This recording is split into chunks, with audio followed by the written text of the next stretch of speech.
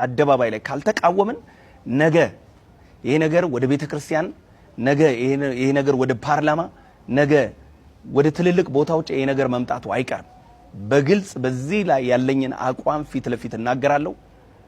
ይሄ ትውልድን የሚያመክን የወንድ ልጅን ክብር የሚያወርድ እግዚአብሔርን የሚያስቆጣ አንድ ሀገርን ትውልድ አልባ የሚያደርግ ከሰይጣን ይሁን ከሌላ ሀገር አጀንዳና ተልእኮ ተቀብለው የገቡ ሰዎች ካልሆኑ ይሄንን ሰው ዝም ብሎ በራሱ ላይ ያደርገው አይችልም።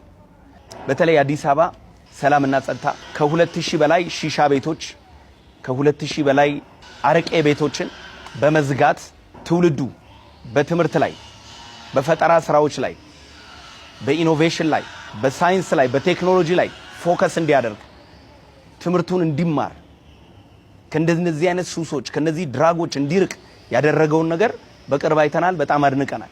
ይሄ ግን ጫት ከመቃም ሲጋራ ከማጨስ ድራግ ከመውሰድ ያልፋል። ይህ የሰውን ሙሉ ስብዕና የሚያረክስ ነገር ነው። ግብረ ሰዶማዊነት የሰውን ነፍስ፣ መንፈስ፣ ስጋ፣ አስተሳሰብ ሁለንተናውን የሚያረክስ ሰውን ተራ የሚያደርግ ነው። ትውልድ ገዳይ ጉዳይ ነው ባጭሩ።